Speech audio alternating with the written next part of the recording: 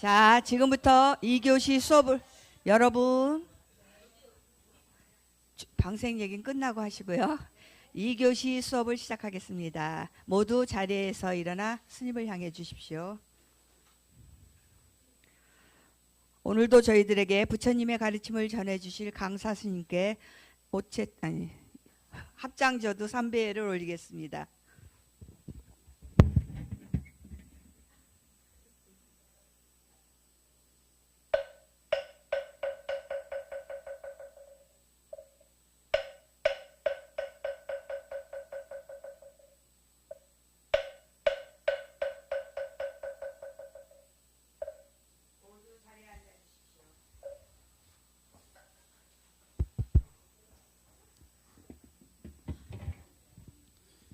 제가 요즘에 허리가 아파가지고 병원에서 물리치료 받고 있는데 지금 저기 종무실장님이 전화 와가지고 지금 수업 시간이라고 그래서 제가 얼른 정리하고 뛰어와가지고 했는데 조금 늦었습니다. 아이 제가 요즘 이래요 하여튼 저번 주에 벌써 그 얘기를 이제 하고 있었는데 그걸 뭐 오늘 당장 깜빡하고 얘기했어요. 예, 분명히 들었는데 우리 회장님은 잘못이었고 제가 어제 일도 제가 깜빡깜빡해가지고 제가 실수를 했습니다. 예. 이제 그 저번 주에는 하여튼 제가 뭐 우리 저기 불교 동아리 제가 지도복사 하고 있어가지고 뭐 무슨 저기 뭐 MT를 간다고 해가지고 제가 같이 따라갔다가 수업을 빠졌고 또 저번 주에 그 종무회의 강사 선생님들이 다 모여가지고 이제 한 학기 이제 이렇게 강의를 뭐 이렇게 평가하는 뭐 그런 시간을 가졌다고 그래요. 뭐 그런 이렇게 한 자료를 이제 보내줬는데 뭐 몇 가지 얘기했었는데 그러니까 정치 얘기를 좀 이제 자제해달라 이런 얘기 하더라고요. 그래서 하여튼 좀 저한테 얘기하는 것 같아가지고 제가 좀 뜨끔했는데. 다른 선생님도 정치 얘기 좀 했나요?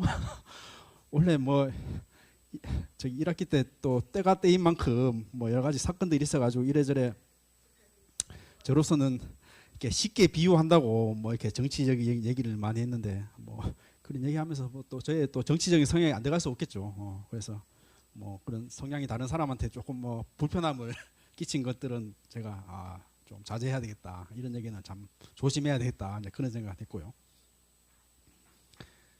그리고 또 하나 또 지적하는 게 또 신행생활을 관련해 가지고 이제 그런 얘기를 좀 많이 해주시고 이제 그런 것들을 이제 화계사의 이제 불교 신행 모임들 이런 것과 연구해 가지고 이제 신행에 대한 얘기를 좀 많이 해달라 이제 이런 얘기를 했는데 좀 이런 것도 좀 난감합니다 저로서는. 그러니까 신행에 대한 이야기라는 것은 이제 보통 말하는 이제 기도나 이제 어떤 이런 그런 것들을 이제 좀 이제 많이 강조해달라 이제 이런 얘기인데요. 말하자면은 뭐 제 강의는 어떻게 보면 신행보다는 좀 뭔가 교양, 불교 교양 뭐 이런 측면에 좀 이제 강조로 돼가지고 이제 이런 강의를 많이 하고 그랬는데 그런 거 하고는 조금 이렇게 결이 달리해가지고 조금 여러분들 어떻게 강의를 해야 될까 앞으로 어떻게 강의를 해야 될까 이제 이런 고민이 드는데요. 말하자면 그런 거죠. 신행에 대한 강조는 말하자면 뭐 저런 불상이 있으면은 불상을 부처님께 뭐 어떻게 이제 우리가 경배를 하고 어떤 발언을 하고 이제 이런 것들을 강조하는 게 신행의 입장이라면은 이제 어떤 불교 대학 불교 교양의 입장에서는 이제 저 작품은 뭐 어떻게 만들어졌고 저 손 모양은 어떻고 이제 이런 어떤 학술적인 분석 이런 거 되겠죠. 그래서 그 스님들 안에서도 이제 이런 게 조금 그 고민이 있는데요. 그러니까 뭐 어떤 스님들은 이런 걸 분리해야 된다. 불교 교양의 어떤 그런 측면하고 어떤 신행의 측면하고 이렇게 분리해서 이제 강의를 해야 된다. 뭐 이렇게 얘기하시는 분도 계시고 또 여기 주로 오시는 분들은 조금 아무래도 이렇게 여기 화계사에 오시는 분들이니까 신행 쪽에 더 방점을 두는 것 같아요. 아무래도 그래서. 그런 쪽에 근데 저로서는 뭐 둘 다 또 뭐 절충을 해서 둘 다 양 측면을 모두 잡아야 되겠지만은 이렇게 저는 뭐 또 밖에서 이제 대학도 다니고 뭐 이런 불교라는 것을 이제 학문으로 했던 측면들이 더 많이 있기 때문에 아무래도 저는 좀 이런 측면들을 많이 제 강의에 녹아날 무의식적으로도 이제 녹아날 수밖에 없겠죠. 그래서 이런 얘기를 합니다. 그 불교대학 4년 다닌 학생들도 참 불교대학 들어올 때는 내가 불교 공부를 해가지고 참 신심이 많이 깊어지고 나의 번뇌도 많이 녹아지겠다 하고 기대로 왔는데 막상 4년 다니고 나면은 소위 말하는 학문으로서 불교를 4년 배우고 나면은 도대체 믿으라는 거냐 말라는 거냐, 신심이 더 떨어졌다 이런 얘기를 많이 하거든요. 그만큼 이제 그런 사이에 이제 모순이 있는 거죠. 그래서 뭐 우리 은사 스님 같은 경우는 뭐 이제 뭐 돌아가셨지만은 이게 불교 대학을 굉장히 이제 비판적으로 보셨어요. 이게 불교 대학 다니해가지고 사람들이 신심이 더 안 는다. 오히려 아는 것만 많이 늘어가지고 상만 늘었다.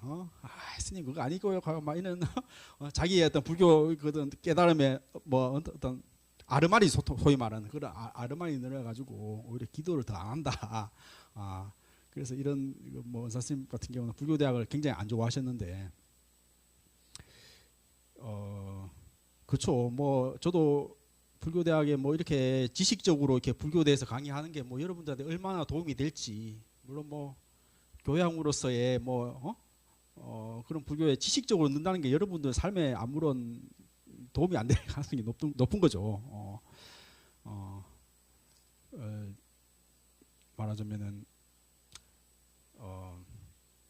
소위 말하는 이제 삶으로서의 종교를 만나야 되는 거죠. 뭐 그렇지 않아요. 뭐 정치에서도 먹고 사는 문제가 중요한 거지. 무슨 뭐 공산주의니 자본주의니 그런 게 뭐가 중요하겠어요. 사실 먹고 사는 문제가 제일 중요한 거고. 우리가 불교를 배우는 게 있어가지고 내 번뇌를 내려놓고 내 고통을 없애는 것이 중요한 거지. 이렇게 뭐 공이 어떻고 무아가 어떻고 이런 지식들이 삶이 사실 그런 걸 안다 해가지고 내가 무아를 깨닫는 것도 아니고 내 번뇌가 녹아내리는 것도 아니고 그렇잖아요. 사실 이런 건 다른 문제인데 그래서 제가 만약에 불교 대학을 디자인한다면은 한 10분간 교리 강의하고 나머지 시간은 이제 실참으로 뭐 정근이 됐든지 참선이 됐든지 그런 것들을 하고 싶은데 물론 뭐 화교사에서는 우리 기도하는 모임도 많이 있잖아요. 참선하는 모임도 있고 뭐 이렇게 기도하는 모임도 많이 있으니까 그런 것들 여러분들 병행을 해야 된다. 말하자면 여기 와가지고 그냥 편안하게 앉아가지고 스님 오늘 뭐 얘기하는지 한번 들어보자 하고 나면 여러분들 기회에 남는 거 아무도 없습니다. 아무도 없고 맞아요. 여러분들 신행 활동과 병행하면서 우리가 불교를 배워야 되는 거죠. 그런 것들이 그때 성철 스님께서는 이제 그 100일 법문하면서 이제 이런 얘기를 하셨는데 이렇게 내가 불교 교리에 대해서 내가 설법을 하지만은 하면서 화두를 꼭 들고 있어라. 스님들한테 화두를 들면서 내 법문을 들어라. 그런 거 빼고 내 지식적으로만 불교를 든다면은 신주 없는 제사다. 제사라는 것이 누구 앞에 제사 지낸다 하는 게 위패를 모시고 놓는 게 그건데 위패 없이 제사 지내는 게 무슨 의미가 있는 거예요. 마찬가지로 우리가 불교를 배우면서도 여러분들 신행 활동과 또 여러분들 삶 속에서 불교가 이렇게 녹아들어야 되는데 단지 그냥 지식적으로만 불교를 안다면은 말하자면 신주 단지 없는 위패 없는 제사 모신 것 같다. 이런 비유를 들었는데요. 그렇습니다. 계속 여러분들 불교 대학에서 이제 공부를 하실 텐데 여러분들 신행 활동과 연관돼야 된다. 그런 당부의 제 말씀을 드리고요. 어쨌든 저도 뭐 하여튼 이 불교 대학 강의를 어떤 식으로 이렇게 연결돼야 될지 여러분들 신행 활동과 어떻게 연관되어야 될지 그런 고민을 한번 계속 해보도록 하겠습니다. 그렇습니다. 마지막 이제 6조 단경인데요. 6조 단경에 대해서 이제 강의를 하고 나오고 있고요. 6조 단경 이게 그동안 앞에서 뭐 이렇게 개요식으로 이제 모든 경전을 이제 훑고 이제 내려왔고 뭐 처음에 이제 초기 경전 암경, 니까야, 뭐 수타니빠따부터 시작해서 뭐 반야신경, 금강경, 공을 강조하는 뭐 그 경전부터 또 열애장 경전도 잠시 살펴봤고 또 뭐 법화경부터 시작해서 또 밀교 경전 소위 말하는 천수경 뭐 이런 경전들 또 봤고 또 중국에서 찬술됐던 뭐 부모 운중경이든지 이제 법망경 이런 경전을 받고 마지막으로 육조단경 왔습니다. 그러니까 육조단경이란 건 이제 보통 말하는 선 어록이죠. 어록, 선 어록. 그래서 육조단경은 중국에서 말하자면은 공자의 이제 논어와 이제 쌍벽을 이루는 중국인들의 사고에 직접적으로 크게 영향을 미친 두 개의 경전을 뽑는다면은 이제 공자의 논어와 육조단경이라고 이제 꼽을 수 있는데 그만큼 중요하게 이제 다루어졌던 경전입니다. 그래서 조계종 뭐 한국 불교의 이제 조계종이라고 한다면은 이제 육조단경 혹은 금강경 뭐 하여튼 두 개의 경전을 최고로 이제 중요하게 치고 스님들도 뭐 이런 육조단경을 바탕으로 이렇게 공부를 하고 이제 그럴 거죠.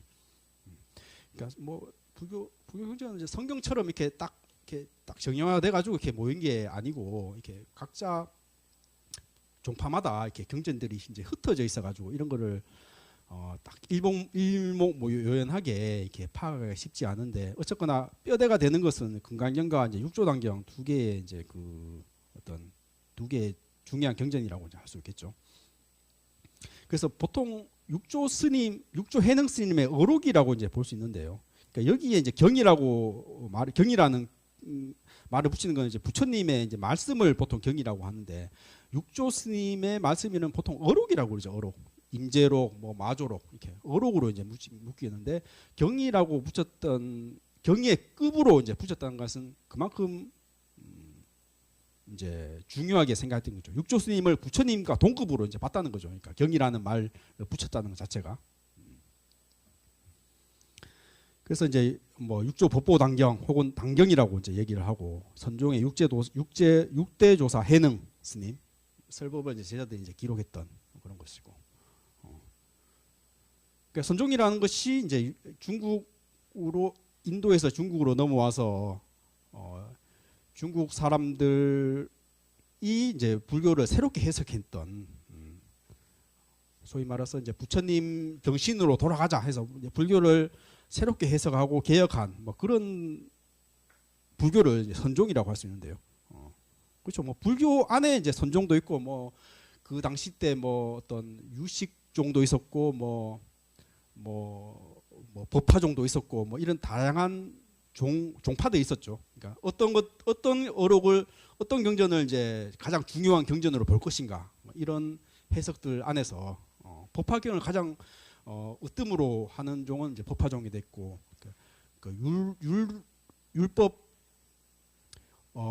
율법을 책으로 치는 것은 이제 율종도 하나의 종파가 있었고 또 그 중에 하나가 이제 선종이라고 할 수 있고 그런데요. 이 선종이 뭐 조계종의 가장 직접적인 이제 모태가 되는 거죠. 선종이. 그래서 육조 해능 스님이 기거했던 산이 이제 조계산이죠. 조계산. 조계라는 말이 이제 조자는 말이 이제 그 옛날 중국의 이제 나라 이름인데요. 조계라는 것이 하나의 뭐 양재천이나 뭐 중란천이나 이런 이제 그 천일 이름이죠. 하나의 계울 이름인데 이제 조계라는 그 이름을 따서 이제 조계산이었고 육조 해능 스님이 기거했던 산이 조계산이었고 우리 조계종은 이제 육조 해능 스님의 어떤 법맥을 이제 잇는다고 해서 이제 조계종이 이제 그 이름을 이제 지었죠. 그래서 뭐 직접적으로 육조 해능 스님의 법맥을 잇는다는 점에서 이제 조계종이라고 이제 우리가 현재 불리고 있고요. 말했듯이 이제 중국에서 편찬된 유일한 경지위의 불교 경전이다, 불교 문헌이다. 그렇죠. 보통 어록이라고 이제 하는데 경이라는 이름을 붙인 이제 최초의 문헌이다. 그래서 제자 법회가 소주 대범사에서 설법을 직접 기록한 것이다. 그래서 이 육조 해능 스님이 이렇게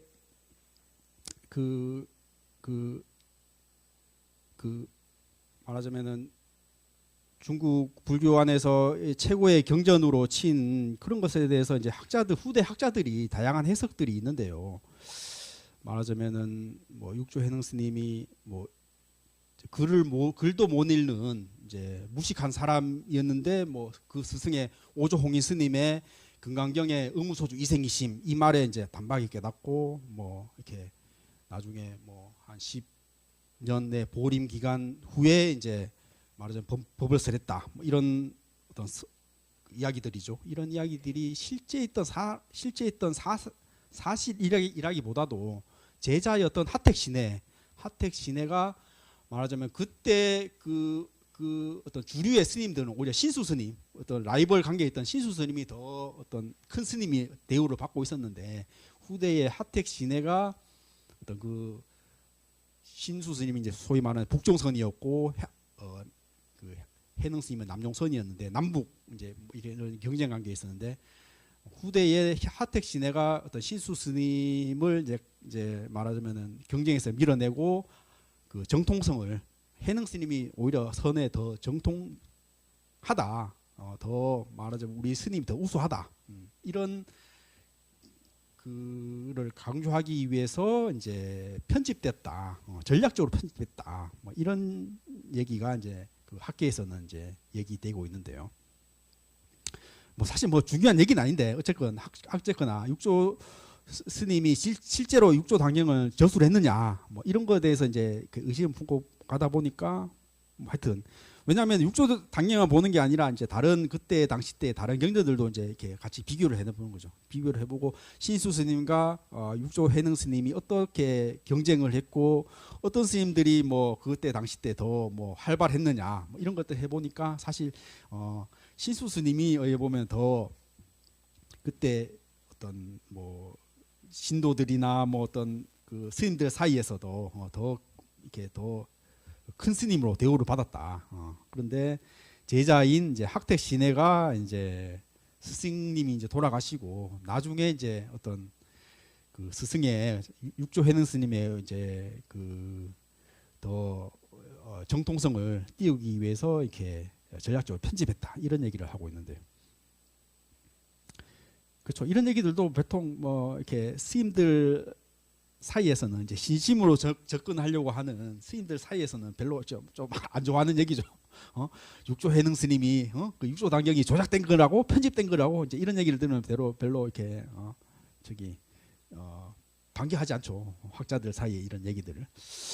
그런데 뭐 이런 것들을 하고 뭐 이렇게 공부하는 거 하고는 별개니까, 뭐 이렇게 설사 뭐 육조 해능 스님의 어떤 이야기들이 편집되고 육조 당경도 뭐 여러 사람들에 의해서 편집됐더라도 뭐 공부하고 하고 뭐 그거 하고 굳이 연관시킬 필요가 있을까, 그런 생각이 드는데요. 어쨌거나 이 문헌이라는 것은 시대에 따라 지속적으로 이제 편집되었다. 그리고 북종선과의 정통성 경쟁에서 남종선의 우위를 주장하기 위한 도구였다. 이런 얘기들이죠. 그래서 사실 스승도 중요하지만은 이제 제자들이 사실 더 뛰어나야 되는 거죠. 제자들이 뛰어나야지 스승이 이제 더 부각되는 거죠. 그런 것들도 많죠. 뭐 공자님도 이제 공자 밑에 자사라는 또 훌륭한 제자가 있어가지고, 사실 뭐 공자가 그 논어를 쓴 건 아니잖아요. 제자들이 그걸 공자님 말씀을 이제 편집한 그런 것들이, 기록들이 이제 대화록들이 논어라는 건데, 그 제자의 자사라는 이제 훌륭한 제자들이 이제 논어를 집필하고 뭐 그런 것들이 또 이렇게 계속 중국 안에서 이제 유통이 되면서 이제 공자라는 또 그런 훌륭한 사람이 나왔고, 뭐 예수도 마찬가지입니다. 예수도 예수를 따르던 뭐 누구죠? 예수를 따르던, 하여튼 예수를 제자가 훌륭한 제자들이 있어가지고 예수의 어록들을 이렇게 만들고 이렇게 만들었던 그런 것들이 많은데요. 하여튼 역사들 안에서 스승도 훌륭해야지만 제자들이 훌륭해야지 그 스승이 더 빛나는 이런 것들이 되게 많이 보입니다. 뭐 하여튼 육조 해능 스님도 마찬가지인데요. 그래서 1638년 강동석 속가가 이제 노씨 가문이라고 합니다. 그래서 육조 해능 스님이 이제 문맹이었다. 그리고 홀 어머니를 봉양했다. 이런 얘기인데요. 그러니까 이런 얘기들이 이제 학자들 사이에서 이제 의심하는 거죠. 그러니까 뭐 말하자면 예수는 이제 마곡간에서 이제 태어났다. 뭐 이런 것들이 하나의 상징이 되는 거죠. 이렇게 예수라는 훌륭한 사람들도 뭐 일반인과 전혀 다르지 않는 어떤 비천한 신분으로 태어났다. 이런 것들이 사실 종교를 믿는 사람한테는 이제 이런 것들이 하나의 메시지가 된 거죠. 마찬가지로 이제 육조 현행 스님도 뭐 글을 하나도 몰랐다. 그러면서 깨달았다. 이런 것들이 하나의 어떤 종교적인 메시지가 되는 거죠. 그래서 뭐 옛날 사람들이 이제 뭐 영남 오랑캐라고 불렸던 변방 출신이었다. 뭐 이런 것들도 이제 신분상에 이제 그런 것들은 그 스승이었던 오조 홍인 스님. 그러니까 선종이 그 초조 달마 스님이 인도에서 이제 뭐 이렇게 선을 전파해서 초조 달마 뭐 2조 해가 뭐 3조 승찬 뭐 이렇게 4조 사조 스님하고 뭐 5조 홍인 또 6조 이렇게 법맥들이 이어진다는 거죠. 법맥들이. 사실 이런 것들도 이렇게 중국적인 전통인데 법맥이 이어진다 이런 개념들이.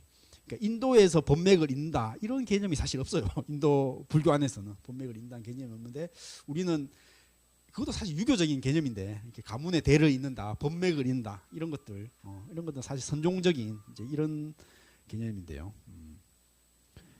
그렇습니다. 그래서 나무를 팔던 중 우연히 뭐 나무 팔던 어떤 동료들이 이제 의무소주 이생이심 이 금강경 말을 이렇게 그 들으면서 이걸 누구한테 들었냐 하니까 저기 오조 홍인 스님이신데 거기 가면 불법을 배울 수 있다 이렇게 해서 오조 홍인 스님을 찾아가서 이렇게 해줘. 한번 오조 홍인 스님한테 인사드리고 이렇게 불법을 배웠습니다. 이렇게 하니까 넌 어디서 왔느냐 하니까 이제 영남 오랑캐에서 왔습니다. 말하면 지금으로 치면은 뭐 어디 저기 뭐 베트남 출신입니다. 저기 어디 캄보디아 출신입니다. 이런 우리 안에 이런 말이 있는 거죠.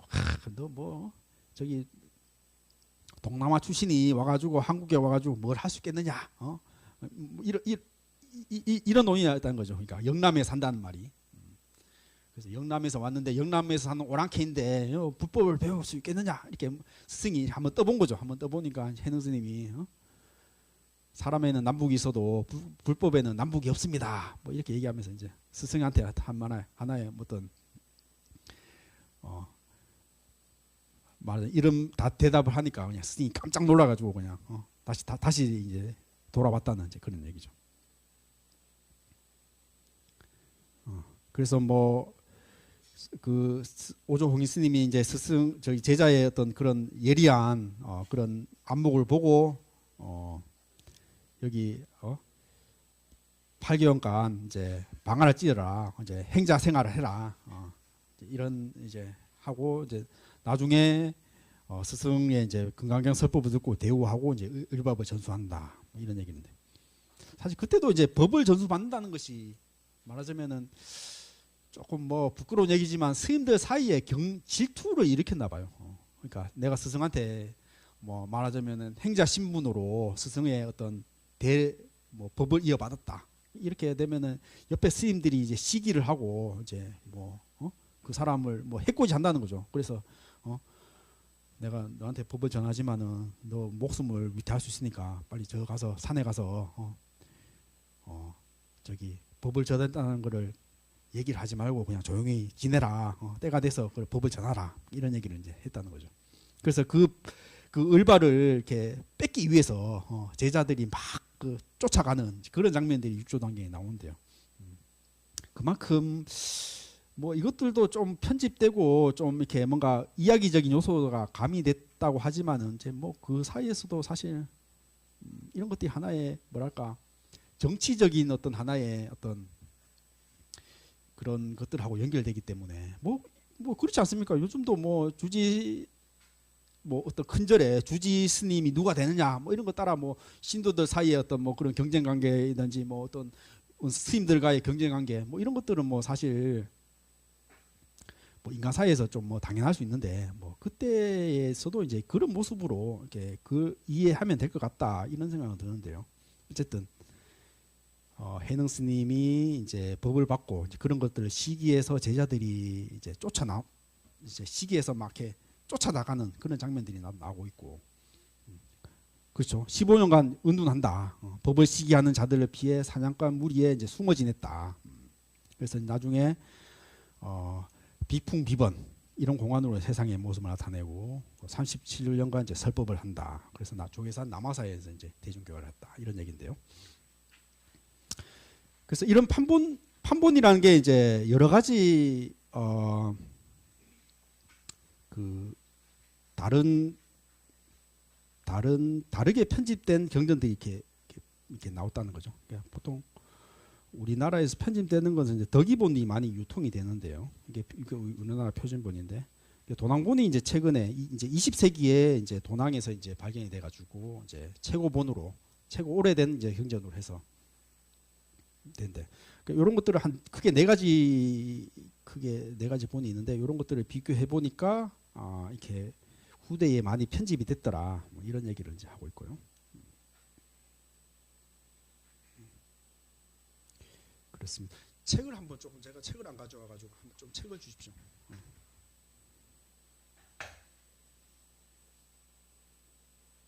우리 제가 몇 분까지 강의를 하면 될까요? 4시 전까지? 예. 그래서 6조 단경에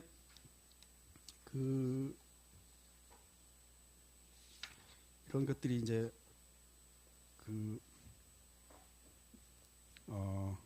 재미있는 장면들이 이제 많이 보여지고 있는데요.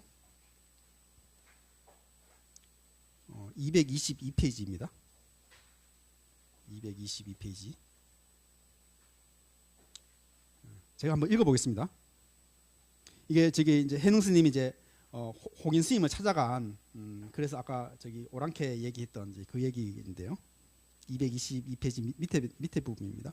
해능이 유명한 호북석 항매에 사는 오조 홍인 선사를 찾아갔다. 해능이 홍인에게 인사를 올리자 홍인이 물었다. 너는 어디에서 왔느냐? 무엇을 구하려고 하느냐? 저는 영남의 신주라는 땅의 백성이 온데 멀리서 스승을 뵙고자 왔습니다. 오직 부처가 되기를 바랄 뿐이지 다른 것을 구하려는 뜻은 없습니다. 내가 살던 영남은 예전부터 오랑캐 땅으로 너는 오랑캐에 불과하거늘 어찌 하찮은 신분으로 부처가 될 수 있겠는가. 여기서 이제 한번 이제 조인트를 날리는 스승의 어떤 멱살을 잡는 뭐 이런 장면이 나오죠. 사람에게는 비록 남과 북이 있을지언정 불성에 어찌 남북이 있겠습니까? 스승님과 오랑캐가 다르지 않는데 어찌 불성에 차별이 있겠습니까? 이런 얘기를 이제 하고 있죠. 그래서 이런 말을 듣고 홍인스님이 이제 깜짝 놀라가지고 그냥 이 사람이 보통 사람이 아구나 해서 이제 근데 뭐 봐서 제자를 이제 뭔가 하면은 또 옆에 스님들이 또 시기를 하니까 가서 너는 아기가 덜 됐다. 저 가서 방 하나 찌어라 이렇게 이제 보냈다는 거죠. 그러니까 그래서 이제 223페이지 이제 밑에인데요. 선도 생각하지 말고 악도 생각하지 마라. 이 장면은 이제 말하자면 스승한테 이제 법을 전해받았죠.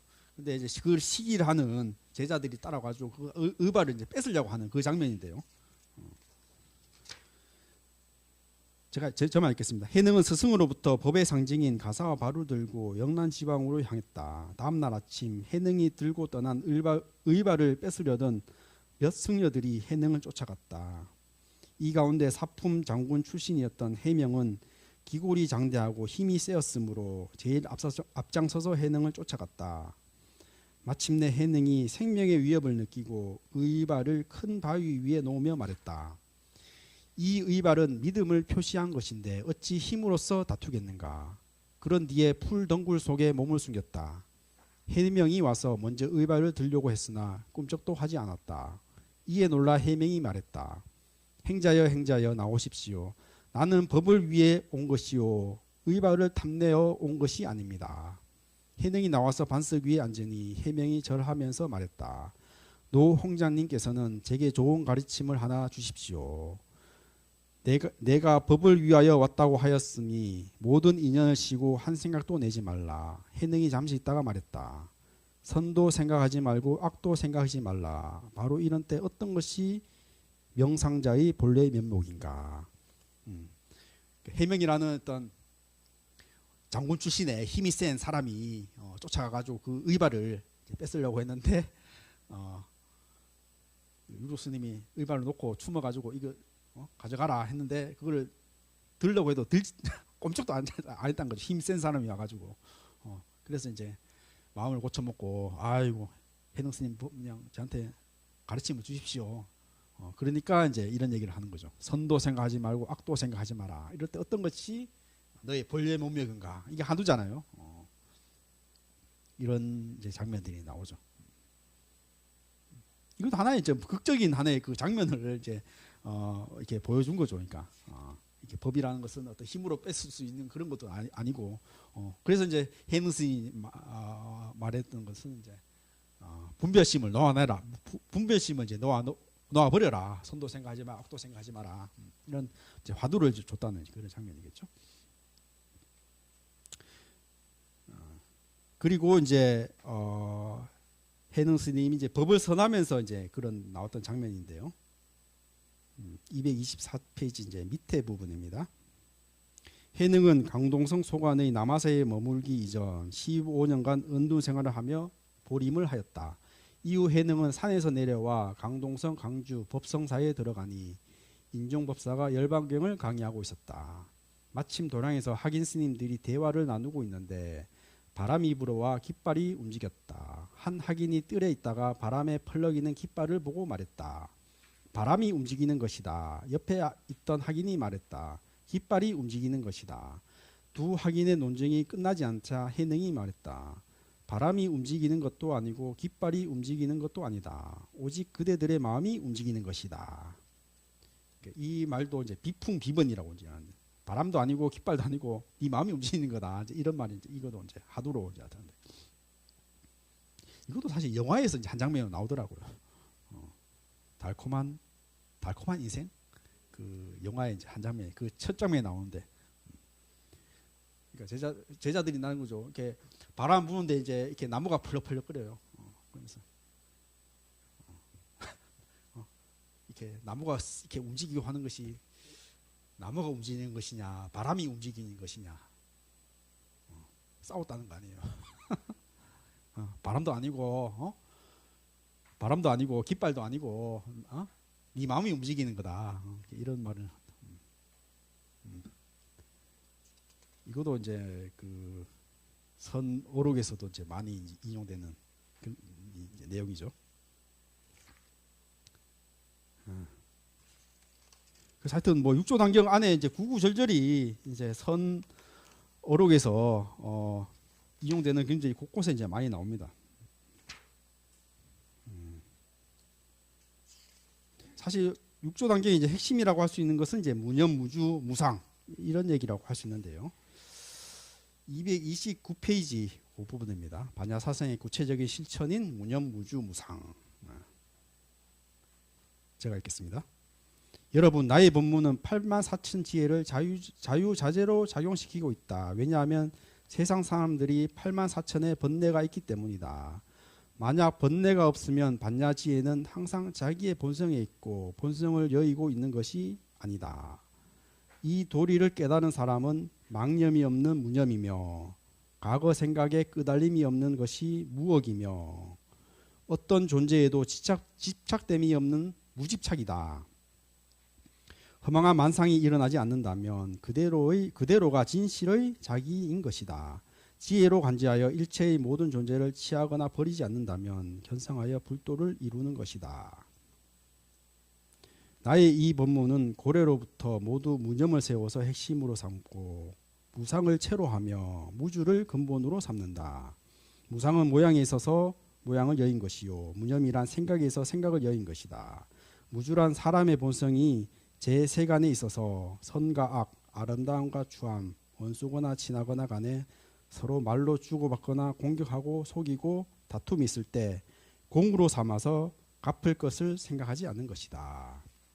생각 가운데 앞에 있었던 경계를 떠올리지 않는 것이니 만약 앞의 생각, 지금 생각 또 뒤의 생각이 연념에 상속해 끊어지지 않으면 그것을 이름하여 속박이라고 한다.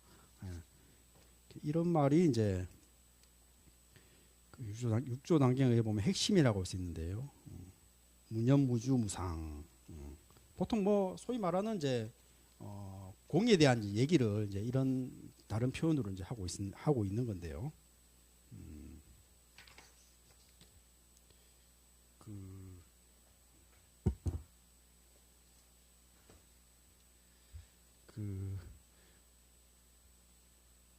그렇습니다. 자성 청정 사상. 일체 중생이 모두 부처다. 자성을 아는 것이 곧 부처를 보는 것이다. 부처는 자성으로 이루어지는 것이 못 밖에서 구하지 말라. 뭐 자성이 보통 말하는 뭐 불성이라 할 수 있는 거고 이제 열애장이라고 할 수 있는 거고 자성을 깨닫는 것이 곧 견성이다. 이런 얘기를 이제 하고 있는 거죠. 그래서 수행이 대기가 아닌 깨닫기 과정이다. 이런 얘기인데요. 그러니까 수행이란 것이 점차적으로 내가 뭔가를 알고 점차적으로 이렇게 내가 수행해 가지고 이렇게 점점 성장해 나고 그런 과정이 아니라 단박에 번뇌를 깨닫는 그런 과정이다. 이런 얘기는 나오는데요. 이런 얘기가 사실 이제 신수 스님하고 있던 그런 이제 유명한 이제 개송에서 차이가 나는데요. 좀 이따 밑에서 보겠습니다. 말하자면은 이제 수행이라는 것은 열심히 노력해 가지고 얻는 어떤 그 노력의 결과가 아니라 단박에 깨닫는 인식의 전환 이런 과정이라고 얘기하는데 이런 것들을 보통 이제 혁명적인 전환이다, 도노다 이런 얘기를 하고 있는데 보통 뭐 도노 돈수나 도노 점수다 뭐 이런 얘기를 많이 하잖아요. 스님들 사이에서도 이런 게 논쟁이 벌어졌고 학자들 사이에서 이제 논쟁이 벌어졌는데 글쎄요 뭐 이게 뭐 일반 저기 수행하는 입장 혹은 뭐 불자의 입장에서 뭐 크게 중요한 얘기인지는 모르겠습니다. 하여튼 뭐 스님들 사이에서는 되게 중요한 얘기였고 뭐 이런 것들이 최근에 뭐 1990년도에 뭐 이렇게 굉장히 한국 불교의 이제 핫한 주제가 이제 됐는데요. 보통 말하면 이제 성철 스님으로 대변되는 이제 도노 돈수파와 송광사의 이제 보조 스님이 도노 점수를 이제 주장하셨으니까 할 수 있는 이제 송광사 스님들 사이에서 이제 도노 점수가 맞느냐 뭐 이런 것들이 이제 논쟁이 돼가지고 됐는데요.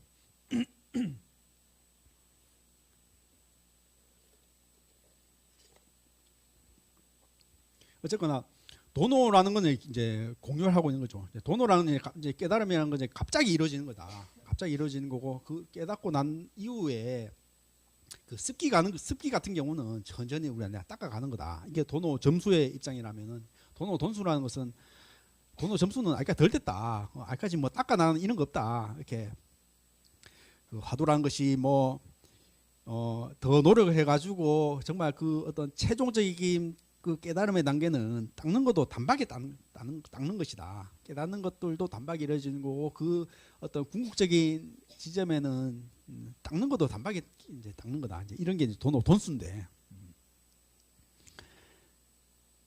그렇죠. 그때 뭐 성철 스님이 돈수를 주장했고 사실 6조 단계이죠. 돈수의 얘기가 나오고 이제 성철 스님은 이제 조계종의 어떤 종지라는 것은 돈수를 이제 이렇게 어떤 견해로 삼아야 된다고 하면서 이제 얘기를.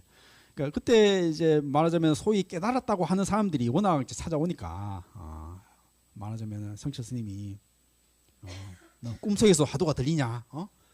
움직이면서도 동정이죠. 움직이면서 화두가 들려야 되고 꿈속에서도 화두가 들려야 되고 또 궁극정에서는 꿈이 없는 잠에서 완전히 잠이 들은 꿈이 없는 데서도 화두가 들려가지고 그때 말하자면 화두가 깨쳐야지 그때 또 깨달음이다. 그렇게 얘기하면서 돈수로 얘기하고 있는데 말하자면 하도 이제 가짜 도인들이 많으니까 조금 뭐 알았다 해가지고 뭐 깨달았다 해가지고 견성했다 하고 뭐 이렇게 소위 말하는 가짜 도인들이 많으니까 공부가 이제 이만큼 말하자면 그런 꿈이 없는 그런 단계에서도 화두가 이제 말하자면 타파가 돼야지 진짜 깨달음이다 하면서 이제 돈수로 이제 얘기하고 있는데 글쎄요 뭐 저는 뭐 이런 것들이 학자들 또 스님들 사이에 논쟁이 됐지만은 뭐 이게 이런 것들이 하나의 뭐 어떤 서로의 어떤 그 뭘 우선으로 드느냐 뭐 이런 것들을 서로 오해했다고 생각이 드는데요. 말하자면 돈수는 말하자면 깨달음과 닦는다는 것이 동시에 이루어지는 이런 과정들이고 깨달음이란 것은 수행의 시작이 아닌 완성이고 수행이라는 깨닫는 마음의 자연스러운 작용이다 이런 것들인데 사실 깨달음과 수행이라는 것이 다르지 않다. 동시에 완성되는 것이다. 이런 것들을 강조한 것이 돈수의 입장이 아닌가 이런 생각이 드는데요. 하여튼 뭐 여러분들 뭐 이런 얘기가 있다 이 정도만 이제 알고 하시면 되겠습니다. 어쨌든 육조 단경은 이제 무념과 무상, 무주 뭐 이런 것들 세 개를 이제 핵심으로 삼고 있는데요. 이제 무념이라는 것은 생각 가운데 있으면서 생각에 물리지 않는다.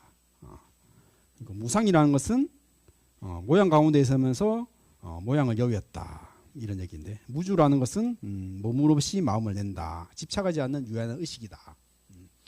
그래서 뭐 보통 뭐 공이다 뭐 이런 말을 이제 다르게 표현한 것인데요. 보통 뭐 어떤 생각이 있어도 내 생각에 그런 날리지 않고 집착이 하지 않는다. 뭐 이런 얘기가 되겠죠. 그래서 이런 것들을 이제 수행의 어떤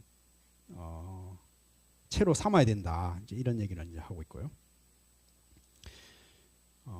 그래서 이제 선에서는 이런 전통적인 어떤 그런 것들이 이제 부정되는 이런 것들이 많이 있는데요. 말하자면 전통적인 사막이라고 하면 개정의 사막 이런 거를 이제 순차적으로 닦아야 된다. 개라는 것은 이제 부처님의 어떤 마음가짐, 몸가짐 이런 것들을 해서 이제 고요한 정을 이루고 정을 이룬 다음에 지혜를 닦아가는 이런 순차적인 어떤 그런 체계라면은 해능 스님은 정과 해가 다르지 않다. 정이 해의 채요, 해는 정의 용이다. 뭐 이렇게 채용론으로 서로 다르지 않다. 이런 얘기를 하는 거죠. 말하자면 등불과 빛이 다르냐? 등불이 있는 거가 곧 빛이 있는 것이다. 빛이 곧 등불이다. 이런 것들이 분리가 불가능하다. 이런 얘기를 이제 하면서 정의 불의를 하고 있는데요. 이런 것들은 사실 인도의 어떤 불교를 말하자면은 이렇게 새롭게 이제 해석한 거죠. 이런 것들. 그래서 뭐 선불교가 과연 불교가 맞느냐 뭐 이런 얘기를 또 학자들 사이에서는 이제 이런 것들이 또 뭐 비판을 하기도 하는데요. 뭐 그런 얘기가 있습니다.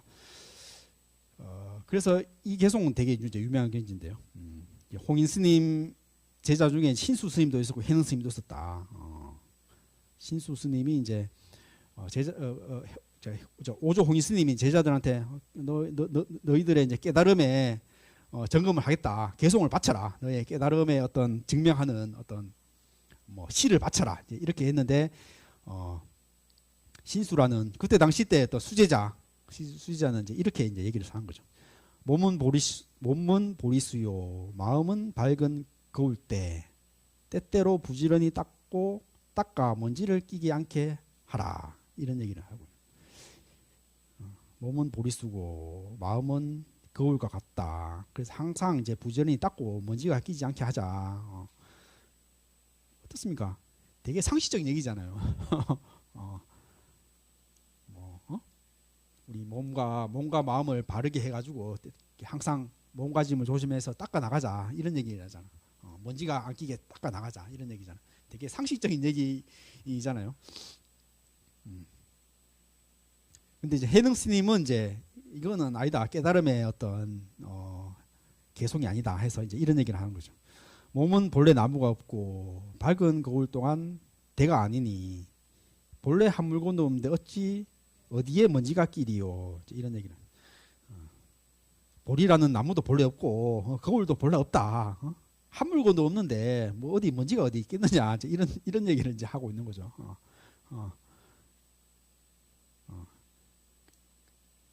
그래서 이제 이 개송을 보고 이제 홍인 스님이 제자의 어떤 그 해능 스님의 어떤 성기를 이제 알아보고 그 자리에서 인가하면 또 해능 스님이 위험해질 수 있으니까 이것도 아니다 하면서 이제 해능 스님이 인가해주지 않았다 이런 얘기는 나오고 있는데요. 그러니까 신수와 이제 해능 스님의 이런 개송들이 이제 대비가 되는 거죠.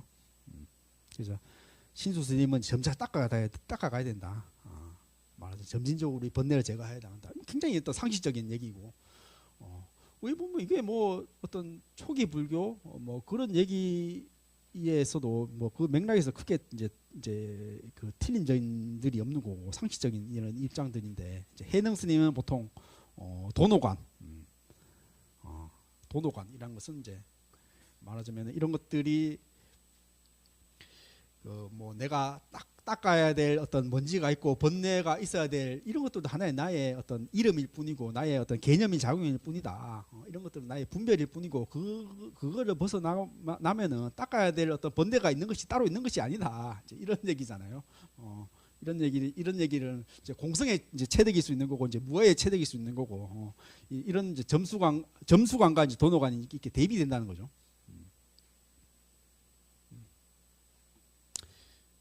이런 것들이 이제 그 선종 안에서 이제 되게 이제 유명하게 해자되는 뭐 반야신경에도 뭐 그런 말이 나오잖아요. 뭐 이무소득고 얻을 것이 없다 이런 얘기 나오잖아요.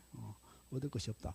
아니 우리 부처님 말씀 배워가지고 우리 닦아 나가야 되고 깨달음 얻어야 되는데 반야신경에서 안이비 셔신도 없고 색청야 미청법도 없고 얻을 것이 없다 깨달을 것도 없다 이런 얘기를 하잖아요. 이런 얘기를 하는. 그냥 상식적으로 나는 얘기지만은 맞아요. 불교 핵심은 그런 것이죠. 우리가 만든 어떤 생각들, 어떤 뭐 그게 스스로 깨달음이 됐듯이 우리가 만든 하나의 이제 관념이었다, 하나의 상이었다 이런 것들을 우리가 그런 것들을 깨 나가야 되는 것이 하나의 이제 수행이다 이런 얘기인데요. 그렇죠. 요즘 뭐 조계종에서 선명상 이런 얘기 많이 하잖아요. 선명상.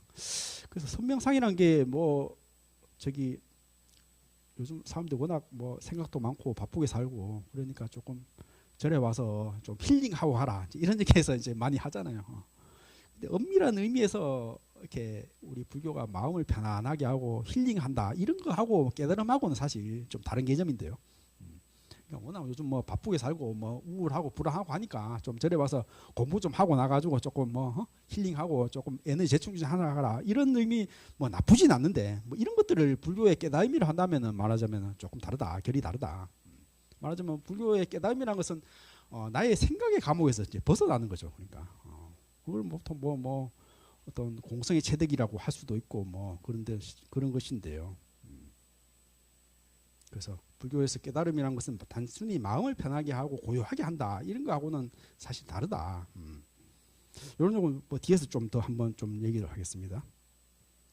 그래서 비풍비번 바람도 아니고 깃발도 아니다. 네 마음이 움직인다 이런 얘기를 이제 많이 하고 있고 본래 면목 악도 생각하지 말고 선도 생각하지 마라.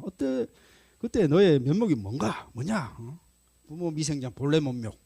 부모님한테 태어나기 전에 너는 도대체 누구였느냐 이런 말들 이런 말들이 하도가 되는 거죠.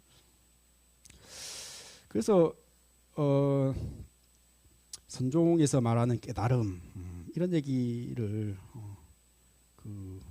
많이 하는데 뭐 이런 깨달음이 뭔가 이런 말을 사실 뭐랄까 인생이 뭡니까 정의가 뭡니까 사랑이 뭡니까 이런 말처럼 너무 이제 큰 말인 거죠. 그러니까 말하자면은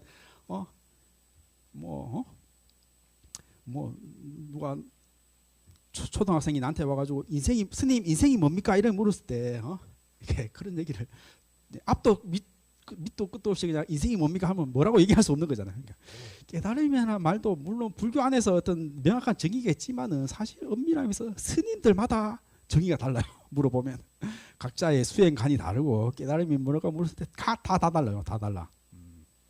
이런 것들이 사실 말하자면 이제 너무나 큰 개념이니까 인생이 뭡니까 라는 물음처럼 이렇게 큰 개념이니까 각자마다 어떤 깨달음에 대한 정의가 다르고 그런데요. 어쨌거나 보통 뭐 어떤 조계종 안에서 표준적인 해석 또 저는 조금 요즘 현대 심리학적인 해석 뭐 이런 것까지 이제 포함해서 한번 좀 얘기를 해보겠습니다. 뭐 이런 얘기들이 말하자면 이런 얘기들이 스님들마다 어떤 수행 방법이나 깨달음의 정의가 각각 잘 다르기 때문에 이런 것들은 저의 해석이다 이렇게 생각하시면 될 것 같고요. 어쨌든 깨달음이라고 했을 때 존재의 실상에 대한 지혜의 각성, 연기와 무아의 진리를 깨뚫어보는 통찰. 그렇죠? 초기 불교부터 뭐 연기, 무아, 연기라는 것은 서로 연에서 일어난다. 그 안에 어떤 실체가 없다. 서로 인연에 대해서 일어난다. 이런 얘기인데요. 그래서 이제 무아의 진리를 깨뚫어보는 통찰 이런 것들을 보리라고 하고 이런 것들이 다 사라진 상태가 이제 열반이다. 니르바나다. 탐진치 삼독을 완전히 소멸로 이루어진 편안한 상태다. 이런 얘기를 말하자면 불교에서는 이제 사성제다, 팔정도다 이런 얘기를 하고 있는 거죠. 사성제는 이제 고집멸도, 괴로움이라는 것은 고통이다. 인생이라는 것은 사고 팔고 늙고 늙는 것도 괴로움이고 사랑하는 사람과 헤어지는 그것도 괴로움이고 괴로움 싫어하는 사람과 사는 것도 괴로움이고 늙어가는 것도 괴로움이고 아픈 것도 괴로움이고 그렇지 않습니까? 이게 괴로움이라는 건 사실 이게 디폴트 상태다. 괴로움에는 기본이다.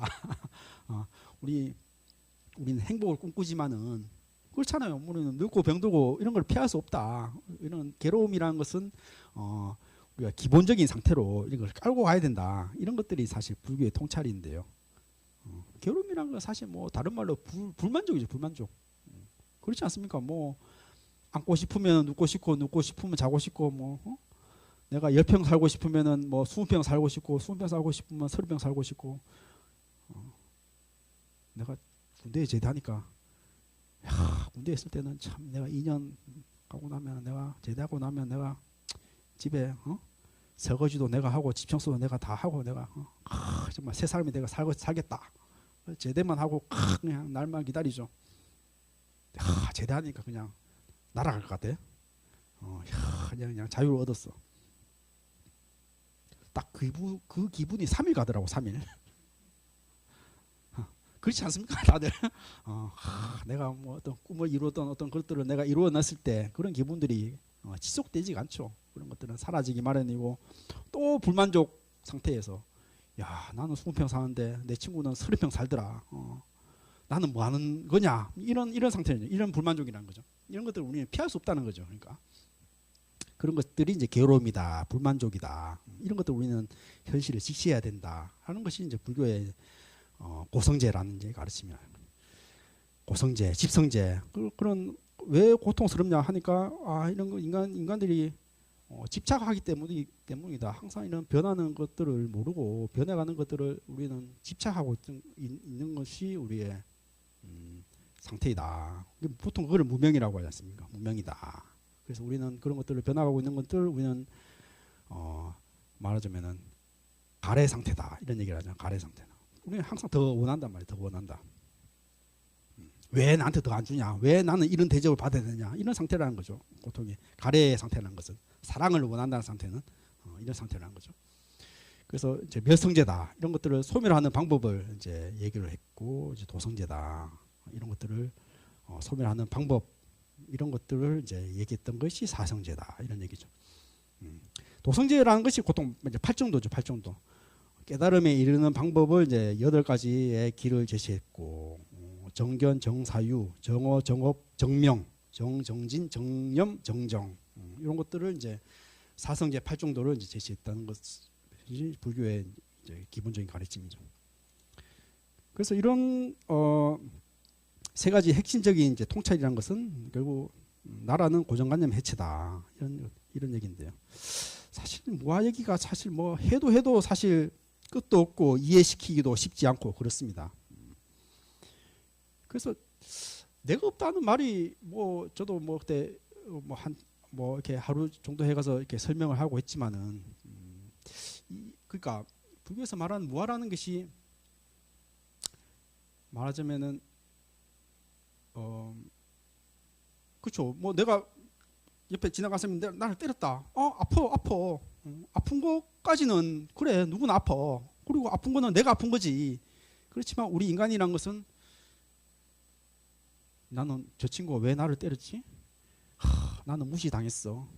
나는 버림받았어. 이제 이런 생각으로 계속 이어진다는 거죠. 그러니까 그 부처님께서 두 번째 화살을 맞지 말라고 그랬잖아. 첫 번째 화살은 누구나 맞을 수 있다. 가다가 뭐 넘어져가 다칠 수 있다.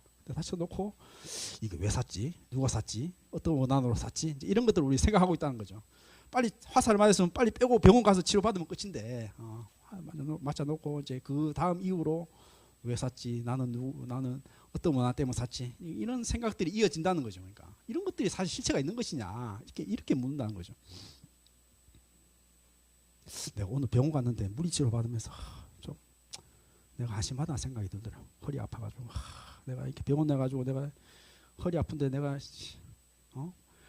내가 수행을 잘못해가지고 내가 이렇게 허리가 아프고 참 부끄럽게 치료받는다 이런 생각, 한심한 생각이 들더라고. 우리 한번 좀 우리 심일련 보사님, 회장 보사님, 우리가 한번 상황극을 한번 해보자고. 보사님이 이제 법륜 스님이 됐어. 법륜 스님은 내가 신도의 입장이에요. 내가 신세 나타나는 거예요. 시작합니다. 스님, 제가 오늘 허리가 아파가지고 병원 갔는데요. 치료받으면서 내가 참 비참하다는 생각이 들었어요. 내가 몸 하나 간수 못하고 이렇게 허리 치료받고 내가 아파가지고 그냥 막 혀 깨물고 막 고마 죽었으면 좋겠다는 생각이 들더라고요. 이 마음을 어떻게 해야 되겠습니까? 법륜스님. 뭐 간단하게 얘기했어요.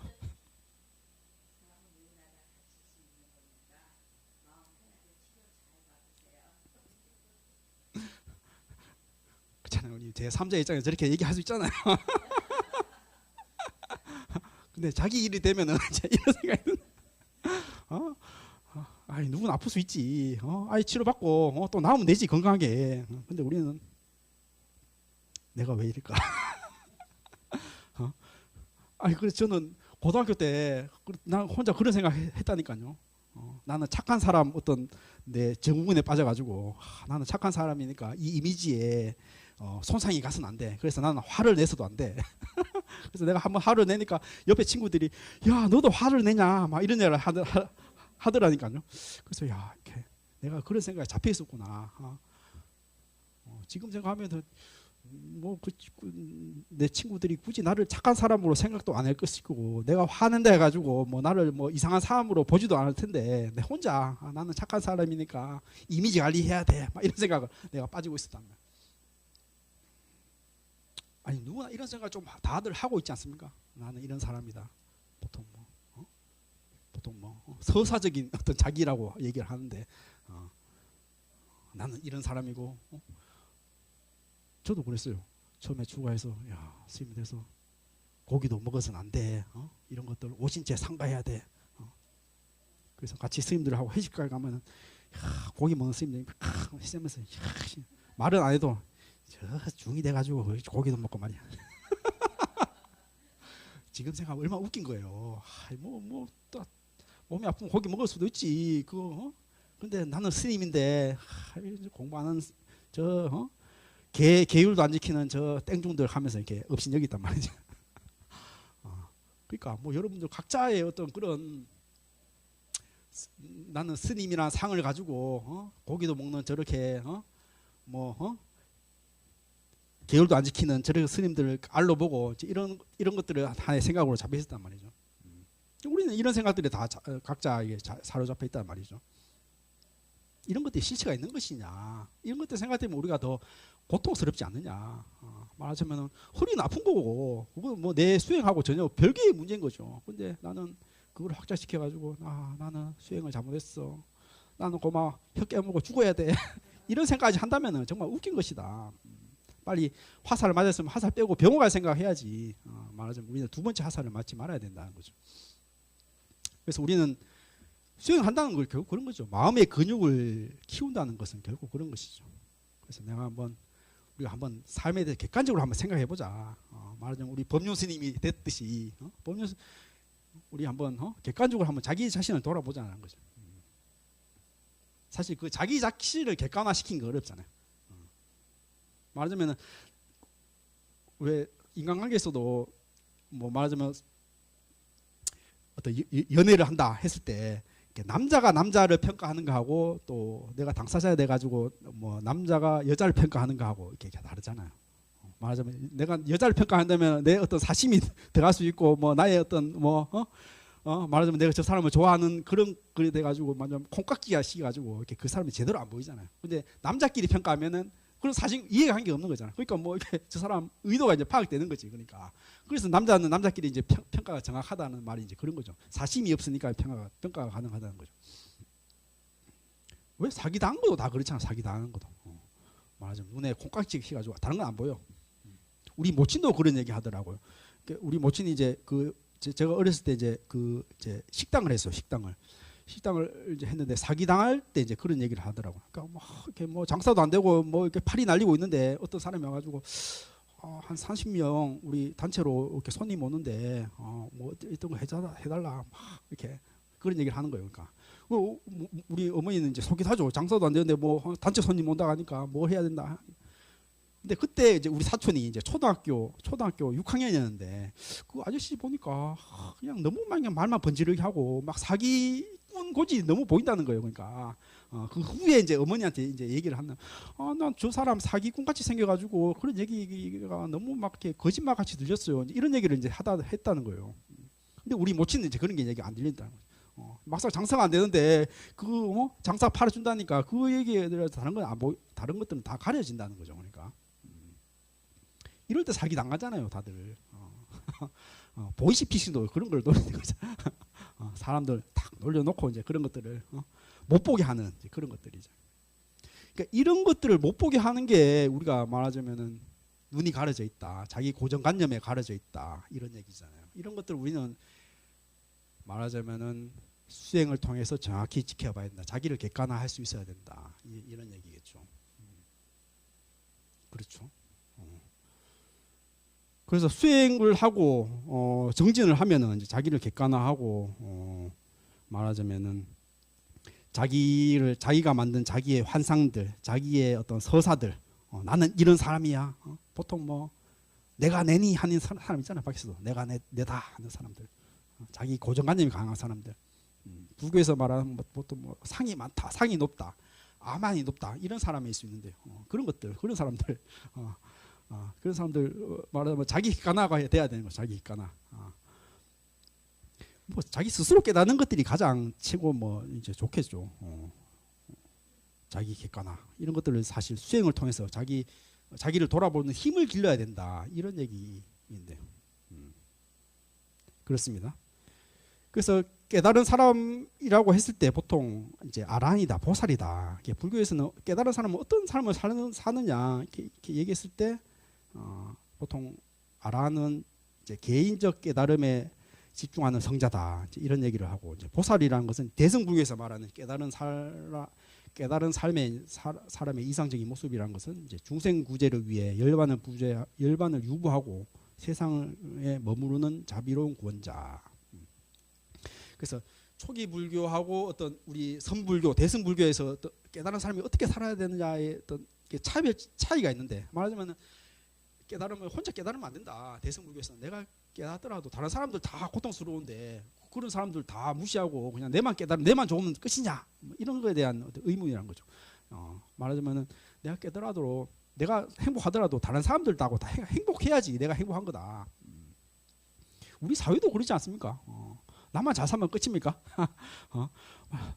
나만 잘 살면은 막 옆에 말하자면은 보통 사람들이 넓어 있으면은 다 어떤 시도 다 내한테 미치는 영향이 있는 거죠. 그러니까 뭐 말하자면 그런 사람들이 뭐 불만을 가지고 뭐 어떤 사회적인 어떤 뭐 폭동을 일으키거나 뭐 어떤 사회적인 어떤 뭐 강도나 뭐 어떤 폭행들 이런 것들이 사회에 만연하면은 내가 사는 뭐 내가 안전합니까? 마찬가지죠. 다 같이 어떤 그 사회에 사는 사람들의 어떤 행복하고 내 행복하고 이렇게 분리돼 있지 않든 이런 인식일 수 있는 거죠. 그러니까 그래서 뭐 불교에서는 이제 마음 챙김이다. 마음 챙김이다. 뭐 마음 챙기라는 식 결국 뭐 불교에서 뭐 우리 석가모니 뭐 정진이 됐든지 뭐 절수행이 됐든지 스스로 현재의 마음을 이제 알아차리는 이제 그런 능력을 키우는 그런 능력인데요. 보통 뭐 초기 불교에서는 정염이라고 얘기했는데요. 정염이라 했는데 요즘에는 심리학하고 이제 결합이 돼가지고 마음 챙김이다. 이제 이런 얘기를 이제 많이 하는데요.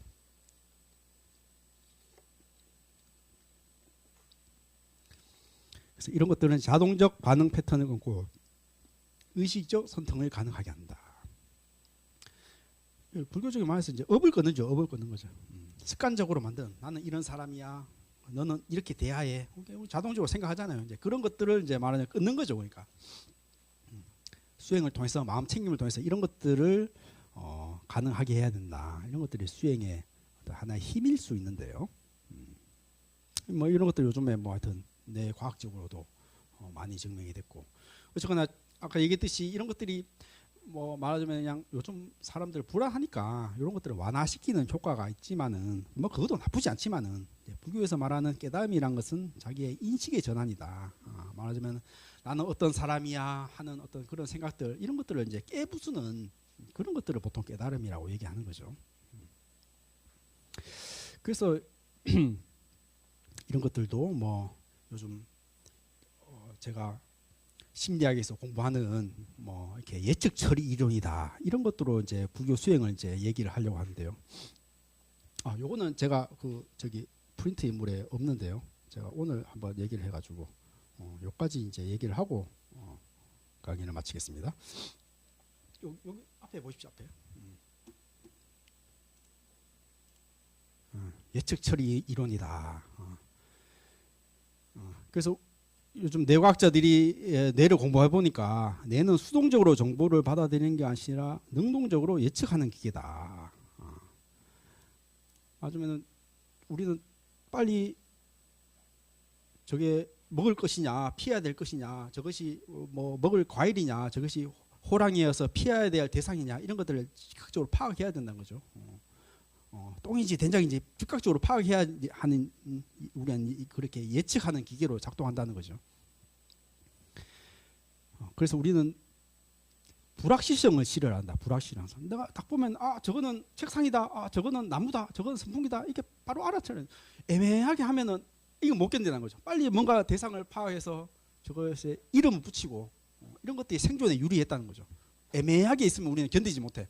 저거는 선풍기야. 저거는 책상이야. 저건 피아노야. 이렇게 즉각적으로 알아차려야 된다. 애매하고 불명료한 걸 못 견딘다는 거죠. 물론 이런 것들이 살아가면서 편하지만은 어떻습니까? 이런 것들이 하나의 불교적으로 말하면 고정관념이 되는 거죠. 업이 되는 거죠. 너는 저런 사람이야. 나는 이런 사람이야. 한번 벌써 파악하는 거죠. 친구 관계에서도 그렇잖아요. 우리는 항상 저 사람을 저런 사람이다 생각하고 그냥 이렇게 미리 이렇게 예측을 하잖아요. 근데 어떻습니까? 뭐 내가 저런 사람이야 생각하고 있는데 전혀 또 다르게 그 사람이 파악되는 그런 경우도 있지 않습니까? 물론 때로는 그런 것들이 미리 파악하고 저런 사람이라고 이렇게 말하는 우리의 어떤 예측으로 불교식으로 말하는 우리 까르마 업으로 이렇게 판단하는 것이 유용하지만은 이런 것들이 하나의 나를 엮어내는 족쇄가 될 수 있다. 뭐 그렇잖아요. 당연히 스님이니까 나는 대접 받아야 돼. 스님이니까 당연히 고기 안 먹어야 돼. 이런 생각하면서 그것이 하나의 유용한 도구지만은 그거를 자기를 올가매는 이제 고정관념이 된다는 거죠. 고정관념. 아까 얘기했듯이 나는 스님이니까 이런 생각하면 안 되고 이런 행동을 해야 돼. 이런 것들이 하나의 이제 고정관념으로 되는 것이다.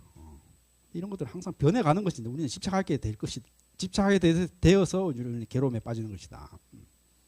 말하자면 당연히 나이 들면 아프고 병 봐서 치료 받아야 되는 건데 나는 수행이니까 아파서도 안 되고 아픈 것은 너가 수행을 잘못한 거야. 이런 것까지 이어지면 우리가 고통스럽다는 거죠. 이런 것들을 끊어야 된다. 말하자면 집착의 단계에서 아픈 거는 당연한 거야. 아플 수도 있어. 그래서 끊어야 되는 거죠. 아픈 건데 나 수행을 잘못했어. 나는 혀 깨물고 죽어야 돼. 이렇게 생각한 거는 말하면 집착이라는 거죠. 집착. 무명이다. 모르는 거다. 고정된 너의 모습을 집착하는 너의 상이다. 이런 것들을 끊어야 된다. 이런 것들이 사실 수행을 통해서 자기 객관화를 해야 된다. 이런 얘기겠죠. 그래서 이런 것들을 이제 한번 불교 개념을 한번 이렇게 해석하면은 그렇죠. 고통이다. 지속적인 예측오류인데 우리의 기대, 욕망, 현실 사이에 부딪히다. 영원함을 바라지만 세상은 무상함으로 필연 속으로 고통을 발생한다. 그렇잖아요. 내가 영원히 건강하고 영원히 살 거라고 생각하지만은 그것만큼 생각이 없죠. 우리는 늙고 병들고 죽어야 된다. 이런 것들 사이에서 나는 영원히 살아야 된다는 집착한다면은 그것이야말로 그 고통이지 않겠냐. 그렇죠. 저기 진시황은 영원히 살기 위해서 불로초를 구하기 위해서 뭐 사방팔방 뛰어다니고 다녔다. 그렇지만은 진시황도 일찍 죽은 원인으로 수은에 중독되어서 죽었다고 이제 얘기를 많이 하는데 수은. 그러니까 그때 당시 또 수은을 바르면은 이렇게 뭔가 피부가 뽀해지면서 이렇게 뭔가 이렇게 팽팽해지는 이제 그런 효과가 있었다는 것 같아요. 그러니까 그렇지만 그 중금속에 오염이 돼가지고 말하자면 그게는 뭐 중금속에 이제 독성에 오염돼가지고 이제 빨리 죽는 거죠. 그러니까 그게 뭐 독인지도 모르고 먹었다는 거죠. 그러니까 말하자면 영원히 살려고 더 오래 살려고 좋은 거 먹다가 더 빨리 죽는다 이런 얘기 맞아. 요즘에 영양제 많이 먹지 말라고 이제 얘기하잖아요. 좋은 거 많이 먹다가 오히려 약들 사이에 이제 그 충돌이 생겨가지고 오히려 더 건강을 해치는. 그래서 더 오래 살려고 집착하면서 오히려 더 건강하게 못하게 사는 뭐 이런 것들을 많이 그렇죠. 이런 것들을 우리의 기대와 현실 사이의 불이치 이런 것도 우리 인정해야 된다. 우리는 뭐 아프고 병들고 죽는 거 인정하고 이런 것들을 인정하지 못하면 그거야말로 괴로움이겠다. 이런 것들이 불교의 통찰이겠죠. 무한한 무엇인가? 무한한 자아란 것은 고정된 실체가 아니라 내가 만든 하나의 모델이다. 명상을 통해 이 모델의 구성적 성격을 통찰해야 된다. 구성적이라는 말은 이제 말하자면 내가 만든 거다. 여러 가지 생각들이 인연이 화합이 돼서 생긴 그런 것들인데 고정된 나를 생각한다는 말이죠. 아까 얘기했듯이 나는 착한 사람이야. 그런 하나의 이미지를 만들어 가지고 나는 이제 그렇게 살아야 되고 내 이미지에 손상이 가면 안 된다라고 이제 집착을 한다는 거죠. 그것도 하나의 내가 만든 어떤 하나의 모델이라는 거죠. 나는 스님이니까 고기도 먹어서는 안 되고 화도 내서는 안 돼. 하나의 내 모델을 만들고 신도들 앞에서 내가 이렇게 모습 보여야지. 그 하나의 내가 만든 모델이라는 거죠. 이런 내 나라는 건 항상 이렇게 변해가는 거고. 뭐 어제와 나 일주일 전에 나 이런 것들은 사실 구별이 안 되고 물론 뭐 내 몸의 어떤 엄밀한 의미에서 변해가는 거지만은 그렇지만은 한 10년 전에 나의 모습, 20년 전에 나의 모습, 그러니까 스스로는 모르는데 이렇게 오랜만에 만난 친구하고 얘기하다 보면은 막 이렇게 달라진 모습 보이잖아요. 선생님들 뭐 우리들도 20년 만에 친구를 만났다 하면은 예전에 내가 알고 있던 모습하고 전혀 다른 모습을 보이잖아요. 그러니까 나의 어떤 그런 모습이라는 것도 끊임없이 변해가는 것이고 또 나는 이런 사람이야 하면서 스스로 만들어가는 것인데 우리가 그런 것들을 집착하면 우리가 괴로움이 될 것이다. 불교에서 말하는 통찰이라는 것은 무아에 대한 통찰이라는 것은 너에 대한 고정된 너의 모습 없어. 나는 이런 스님이 이런 사람이고 끊임없이 변해가는 거죠. 그러니까 말하자면 스님의 나의 모습이라는 것들도 내 생각이 변해가면서 끊임없이 변해가는 것이죠. 거기에 대해서 나는 이런 사람이다 집착하는 것들은 말하자면 그게 하나의 망상이고 집착이다. 말했듯이 한강물은 끊임없이 어제도 흘러가고 10년 전에도 흘러갔다. 우리는 10년 전에도 한강이라 하고 지금이도 한강이로 얘기를. 이건 말하면 불교에서 말하는 하나의 이름일 뿐인 거죠. 이름. 한강은 끊임없이 내용물도 바뀌고 형태도 사실 바뀌어 가지만은 그런 우리는 이름을 이제 한강으로 이제 얘기를 하는 것인데 그 이름에 집착한다면 우리는 집착의 번뇌에서 집착에서 고통에 벗어날 수 없을 것이다. 왜냐하면 끊임없이 변해가는 한강을 가지고 말하자면 실체가 있는 한강이라고 한다면 마찬가지로 나도 끊임없이 나는 변해가는 것이고 내 생각도 변해가는 것이고 나의 어떤 정체성을 변해가는 것이다. 그런데 나는 어떤 사람이다. 나는 이래야 된다. 이런 것들을 집착한다면은 집착의 고통에서 벗어난 것이다. 부처님께서 말하는 이제 무아라는 것은 결국 그런 것이죠. 그렇잖아요. 그냥 생각해 보면은 내가 생각하는 뭔가 어떤 내 눈 안에 어떤 난쟁이가 있는 것 같아. 난쟁이에서 세상을 보는 것 같아. 근데 부처님께서의 통찰은 그 어떤 나의 모습이란 그 어떤 난쟁이 같은 그런 거 없어. 그런 것이 그냥 오온의 화합일 뿐이다. 오온이란 것은 색수상 행식. 말하자면 몸과 마음의 어떤 조합일 뿐이다. 말하자면 뭐 아프다, 맛있다, 좋다, 싫다 뭐 이런 생각들이 있잖아요. 이런 생각들이 사실 나를 만들잖아요. 이런 것들이 이렇게 조합이 돼서 레고 블록처럼 조합이 돼서 이런 것들을 이제 나라고 얘기하지. 그 안에 이렇게 해가지고 어떤 핵심적인 나라는 모습이 있다는 것이 아니라는 거죠. 그러니까. 그러면 내 몸이 나지 않느냐고. 몸 이렇게 있던 몸 아프고 이거 있잖아. 몸이 나잖아. 생각할 수 있는데 이 몸이라는 것도 사실 내 먹는 거, 내 배설물 이런 것들은 내 끊임없이 변해가는 거잖아. 우리 세포라는 것은 한 3개월 내지 6개월 사이에서 우리 몸 세포가 이제 몸 세포가 다 바뀌는데 사실 그런 것들 내 몸도 끊임없이 바뀌어 가는 거잖아요. 거기에서 이제 무아에 대한 통찰이 있었고 결국 명상이라는 것은 뭔가 수행이라는 건 무엇인가 결국 고통, 무아, 무상 이런 것에 대한 통찰인데요. 이런 것들을 우리는 제대로 보기 위해서 우리는 수행을 해야 된다, 명상을 해야 된다. 그렇죠. 보통 집중 명상, 열린 관찰 이렇게 나오는데 요즘 말로 쓰면 이제 사마타, 위파사나 이런 얘기인데요. 불교에서 말하면 이제 집중 명상이라는 건 정이라고 얘기하고 열린 관찰은 해라고 얘기하고 정해라고 얘기도 하고 다양한 이름을 불러지는데요. 신약에서는 이제 집중 명상이다. 이런 것들은 특정 감각, 호흡, 정밀도 높여 잡념을 감소하는 것이다. 우리 석가모니 정근이라고 얘기할 수 있습니다. 내가 집에서 뭐 해야 되지? 내일 뭐 해야 되지? 머리가 복잡해. 부처님 앞에서 석가모니 석가모니 이거 하나의 생각이 하나 집중하는 거죠. 생각에 집중하다 보면 다른 어떤 내가 뭐 하고 집에서 뭐 해야 되노? 내일 뭐 해야 되노? 이런 잡념들이 이제 하나의 이제 누구들이 거죠. 하나의 소리에 집중함으로써 그런 것들이 하나의 이제 사마타 수행이라 하죠. 호흡 수행도 많이 하죠. 들숨 내숨 하면서 이렇게 들어 마셨다 내쉬었다 이렇게 이런 하나의 이제 그 수행 방법도 마찬가지라는 거죠. 그거 생각하다 보면은 내일 뭐 해야 되노? 나는 이런 사람이노? 이런 것들을 이제 그런 잡념들이 감소된다는 말이죠. 우리가 불행할 때가 사실 그렇잖아요. 이렇게 마음이 이제 이렇게 헤맨다 그러잖아. 헤맨다.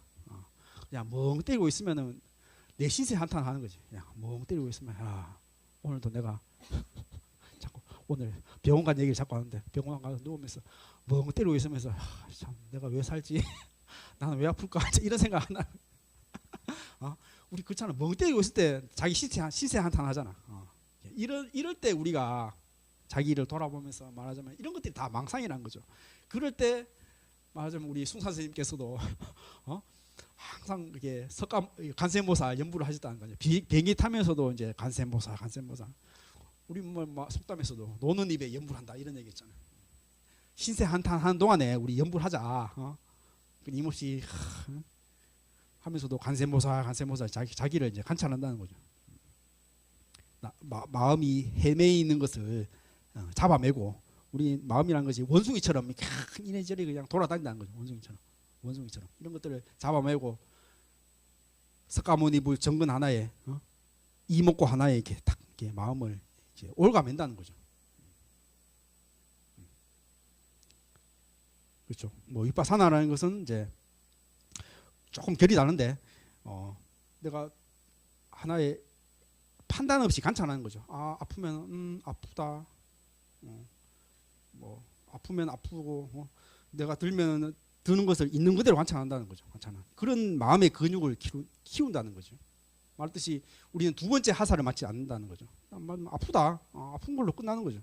이런 것들을 이제 그 편견 없이 관찰한다는 거죠.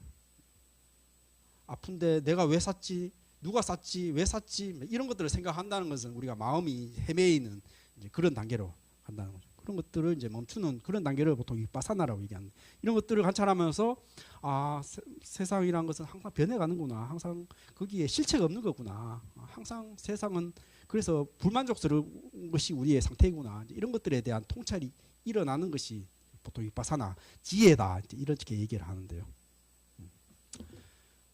그래서 결국은 깨달음이란 것은 말하자면 자기가 만든 자기의 어떤 자기의 모습, 자기가 만든 자기의 어떤 고정관념 이런 것들을 깨어나가는 것이다. 그래서 심리학에서는 자기 모델의 붕괴라고 얘기하는데 경직된 자기 서사가 해체된다. 고통을 유발하는 부정적 모델에서 해방된다. 이런 얘기를 이제 하는데요. 말하자면 이런 곳에서 이제 자기가 만든 생각에서 이제 벗어나는 그런 단계를 이제 보통 깨달음에 얘기한다. 보통 뭐 우리 명상에서 얘기하는 마음이 고요해진다, 마음이 편해진다 이런 것들이 사실 깨달음하고는 사실 조금 뭐 결이 다른 얘기라고 할 수 있는데요. 그렇잖아요. 요즘에는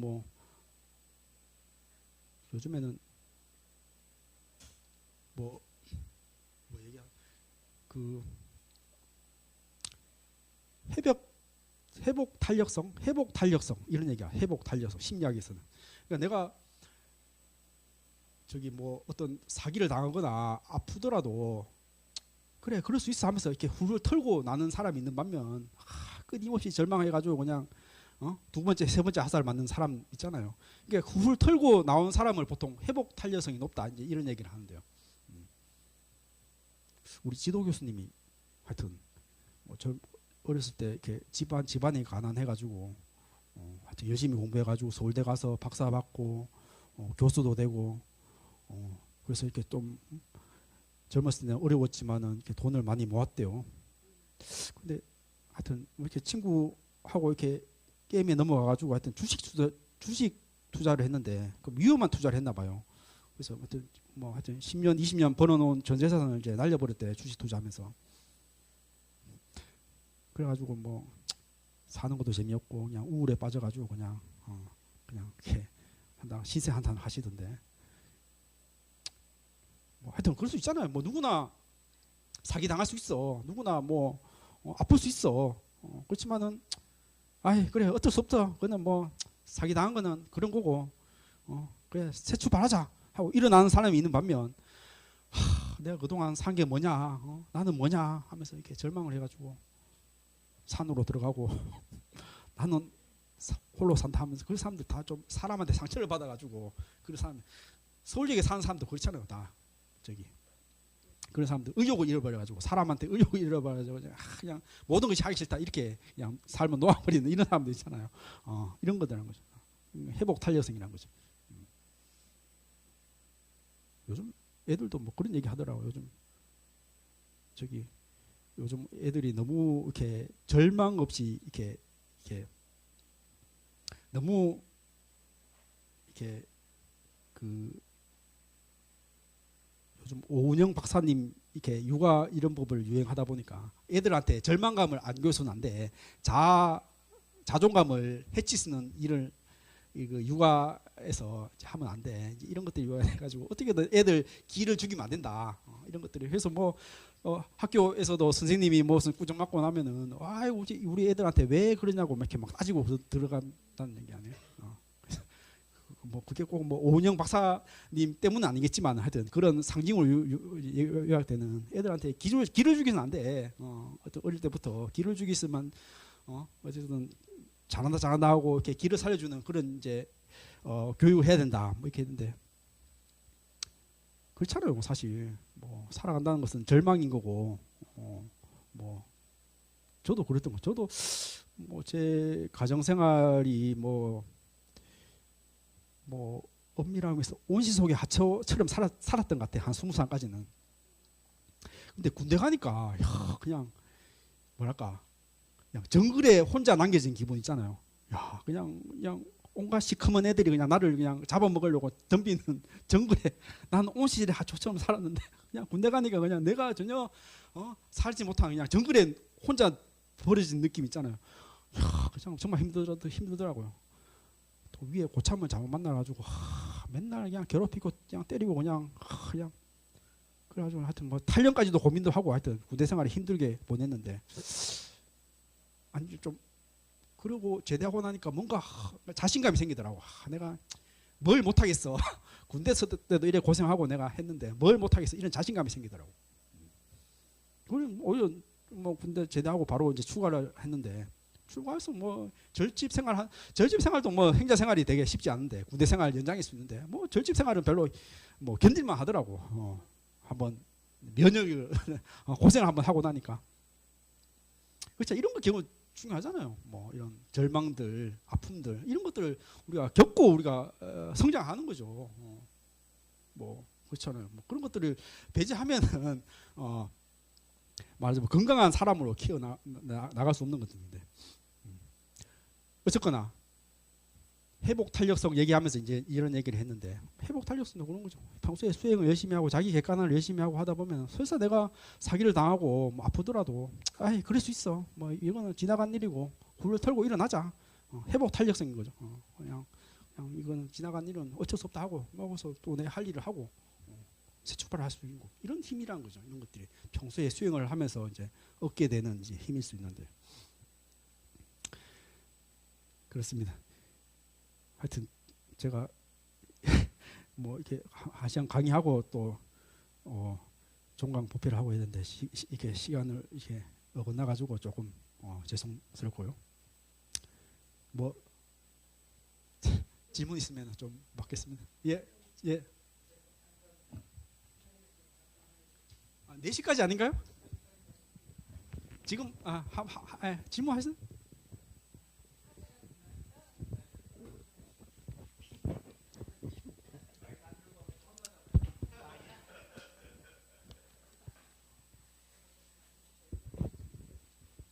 다름이 아니고요.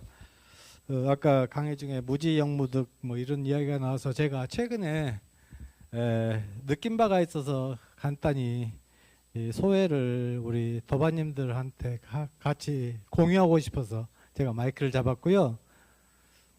무지영무득 뭐 굳이 이야기를 한다면 아까 스님께서 말씀하셨듯이 뭐 깨달음도 없고 깨달음을 얻을 바도 없다. 그런 거 그것과 관련해서 제가 최근에 사실은 많이 느낀 게 있는데 제가 최근에 애부를 일주일에 한 번 정도 이렇게 다니고 하는데요. 우리 도반님들 중에 뭐 원하신 보살님, 청정행 보살님, 오다마 보살님 세 분께서 이렇게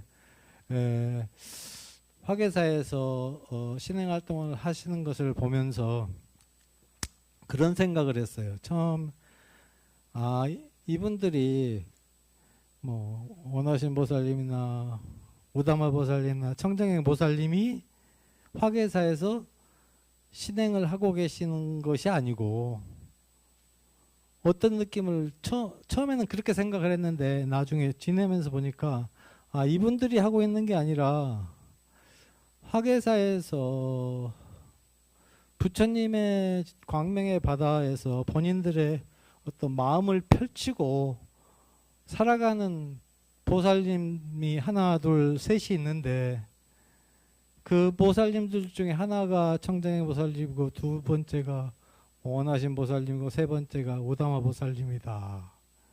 그런 생각을 하면서 누가 뭘 깨달아서 한 게 아니라 부처님 마음 바다에서 본인의 마음을 거기서 펼치고 살고 계시는 사람들이 있는데 뭔가를 깨달아야 될 필요도 없고 얻을 것도 없고 그 일상의 삶 자체가 그냥 부처님 바다 위에서 자기 마음을 그 위에 펼치고 지나면 굳이 더 깨달을 필요가 없을 것 같다라는 생각을 사실 했거든요. 그래서 앱을 하면서 이제 끝나고 나면 제가 가서 이제 이렇게 축원을 드리는데 축원을 이렇게 각 분한테 축원을 드릴 때마다 이분들의 공덕이 저한테 와서 제 우주가 이렇게 청정해지는 걸 느껴요. 축원을 드릴 때마다 이분들의 공덕이 저한테 오는 것 같은. 그래서 느꼈던 게 뭐 반야신경 이런 데서 뭐 이무소 듣고 뭐 무지영무득 이런 말이 나오는데 그게 뭔지를 몰랐는데 이분들을 보면서 깨닫고 깨달음을 얻고 이런 게 중요한 게 아니고 본인들의 마음이 이미 부처님 바다에서 놀고 있으면 굳이 거기서 공부할 필요도 없고 거기서 이미 놀고 있으면 그게 이미 더 이상 갈 필요가 없다. 그런 본인들은 어떤 생각으로 어떤 행을 하고 있는지는 제가 알 수가 없죠, 정확히. 그런데 그걸 보면서 느끼는 것은 그렇게 느낄 수 있다는 것 자체가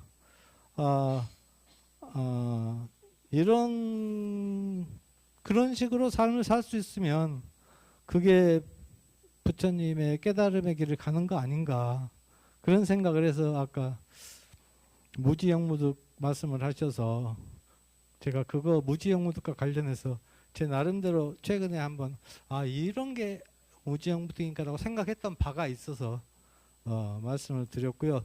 뭐 본인들은 내가 말한 것과 전혀 자기는 본인들은 다르다라고 생각하시고 말씀하시겠지만은 그건 아무도 모르는 거고 본인들이 그렇게 행동하고 있는 게 아니고 그렇게 행동하고 있는 사람이 본인일지도 모릅니다. 그래서 옆에서 봤을 때는 그래서 그렇게 좀 연관이 돼서 말씀을 드려봤습니다. 네.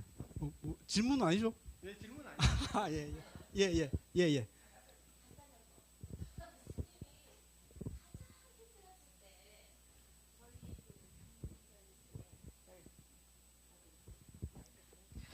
우리 저기 온라인으로 듣는 분도 있으니까. 예.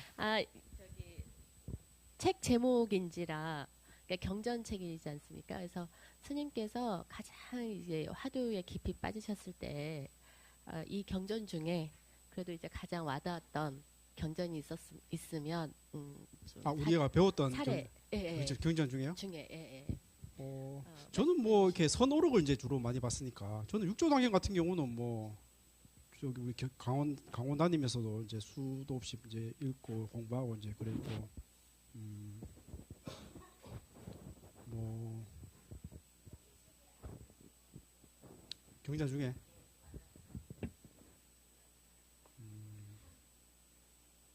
선오록 같은 경우는 뭐 선오록 육자당경도 있고요. 뭐 임재록, 마조어록, 또 달마어록, 뭐 어록 같은 거 이제 제가 많이 읽었습니다. 근데 이제 이런 것들이 좀 선에 대한 선수행에 대한 배경이 없으면은 조금 이해하기도 어렵고 이렇게 옛날 어투로 있어가지고 조금 다가가기가 어려울 수 있는데요. 글쎄요. 하여튼 그래서 저는 이제 어록이나 이런 것들이 너무 한자로 돼 있고 뭔가 좀 이렇게 있어가지고 조금 이렇게 불교에 대해서 조금 현대적으로에 이렇게 맞게 이렇게 한 그런 책이 있어야 되겠다 생각을 하고 뭐 그런 것들이 이제 뭐 언뜻 생각 안 나는데 이렇게 학자들이 이제 그렇게 책을 이제 많이 이제 하고 그랬는데 제가 앞으로 목표가 여기 좀 불교를 좀 쉽게 전할 수 있는 책을 한번 만드는 것이 이게 출판하는 것이 제 목표입니다. 그래서 내년에 제가 아마 나올 것 같아요. 지금 준비하고 있는데요. 불교 개론에 대해서 조금 쉽고 조금 이렇게 얘기하기 쉽게. 여기도 서점 있나요? 네? 서점 있나? 서점 없어요. 제가 출판이 되면은 제가 하나씩 다 선물해드리겠습니다. 네, 또 질문 있습니까? 예, 하여튼 여러분들 하여튼 한 학기 동안 제가 강의하면서 제가 많이 배웠고 공부도 많이 됐습니다. 또 앞으로 다른 반에서 또 만날 수 있는 일이 있었으면 좋겠습니다. 감사합니다.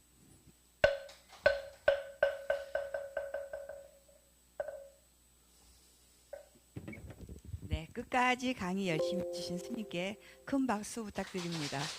감사합니다.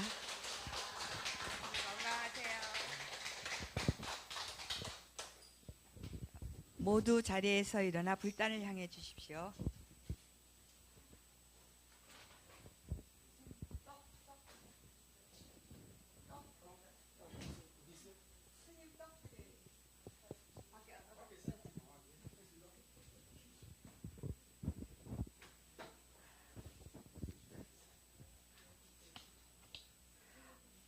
서원을 실천하겠다는 굳은 마음으로 모든 불보살님들의 총원인 사홍서원을 봉송하겠습니다. 법요집 65쪽입니다. 나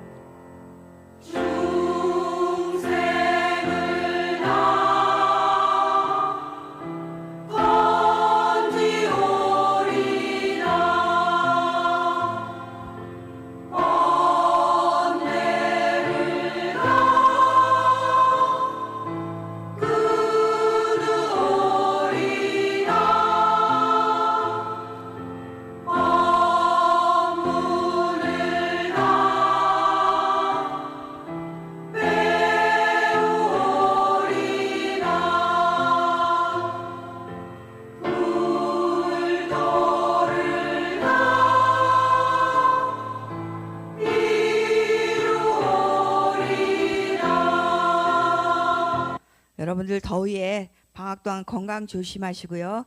기도 때 뵙고 개학식 날 뵙겠습니다. 오늘 청소는 3조입니다. 우리 모두 다음 시간에 다시 만날 것을 약속하면서 산해가를 봉송하겠습니다. 어간을 중심으로 마주 서주시기 바랍니다. 법요집 66쪽입니다.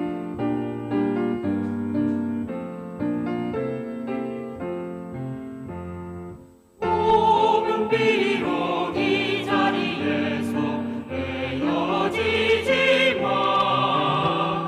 마음은 언제라도 떠나지 마세. 거룩하신 부처님 항상 모시고 오늘 배운 높은 법문 깊이 새겨서 다음 날 반갑게 만만한 뜻으로 부처님의 성전에 다시 만나세. 이것으로 2569년